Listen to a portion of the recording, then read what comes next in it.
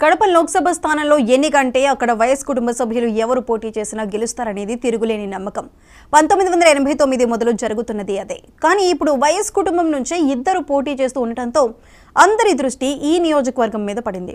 అందులోనూ sitting MP YS Avinash Reddy మీద స్వయాన వైఎస్ కూతురు షర్మిల పోటీలో ఉన్నారు. పైగా విజయమ్మ కూడా షర్మిల తరపున ప్రచార వీడియో విడుదల చేయడంతో ఓటర్లు ఎటువైపు మొగ్గు చూపి ఉంటారనేది తీవ్ర ఉత్కంఠకు దారితీస్తోంది.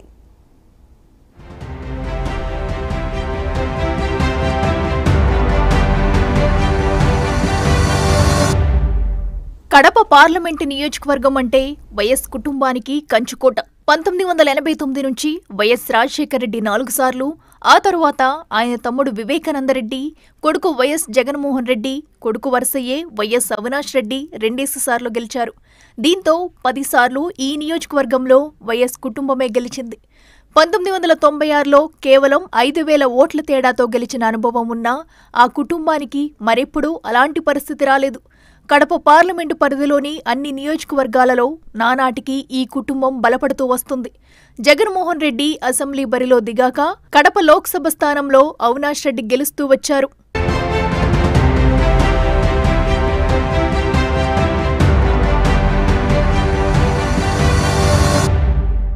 అయితే గత ఎన్నికలకు ముందు జరిగిన వైఎస్ వివేకానందరెడ్డి హత్య కేసులో అవినాష్ రెడ్డిని వేలెత్తి చూపుతూ వివేకానందరెడ్డి కూతురు సునీత, వైఎస్ రాజశేఖర రెడ్డి కూతురు షర్మిల చేసిన ఆరోపణలు అవినాష్ను ఇబ్బందుల్లోకి నెట్టాయి.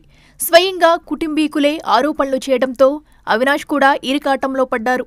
అదే సమయంలో షర్మిల ఆంధ్రప్రదేశ్ కాంగ్రెస్ పగ్గాలు చేతిలోకి తీసుకోవటం, ఎంపీ అభ్యర్థిగా కడపలో అవినాష్ రెడ్డి మీదనే పోటీకి దిగటంతో ఇక ఎన్నిక మీద అందరికీ ఆసక్తి బాగా పెరిగింది. తెలుగుదేశం బరిలో దించిన అభ్యర్థి బలహీనుడు కావటం ఒకవైపు, వైఎస్ విజయమ్మ తన కూతురు షర్మిలను గెలిపించాల్సిందిగా విజ్ఞప్తి చేస్తూ వీడియో విడుదల చేయటం ఇంకోవైపు అవినాష్ గెలుపు మీద ప్రభావం చూపే పరిస్థితులు ఏర్పడ్డాయి.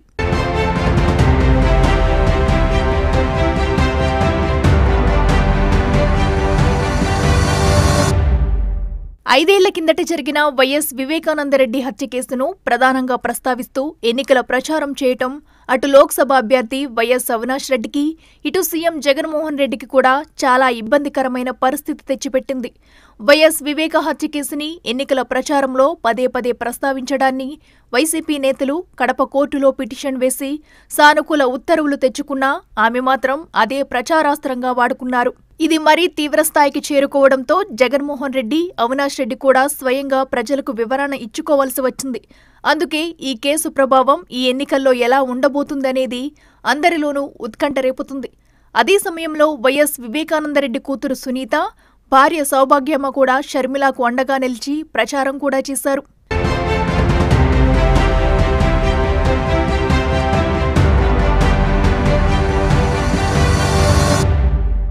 ఒకవైపు వైఎస్ వివేకానందరెడ్డి హత్య కేసును ప్రస్తావిస్తూ సొంత కుటుంబ సభ్యులే వైసీపీకి వ్యతిరేకంగా పోటీ చేయడంతో పులివెందులలోనే కాకుండా కడప లోక్సభ నియోజకవర్గ పరిధిలోని ప్రతి నియోజకవర్గంలోనూ క్రాస్ ఓటింగ్ జరిగి ఉంటుందని రాజకీయ విశ్లేషకులు అభిప్రాయం.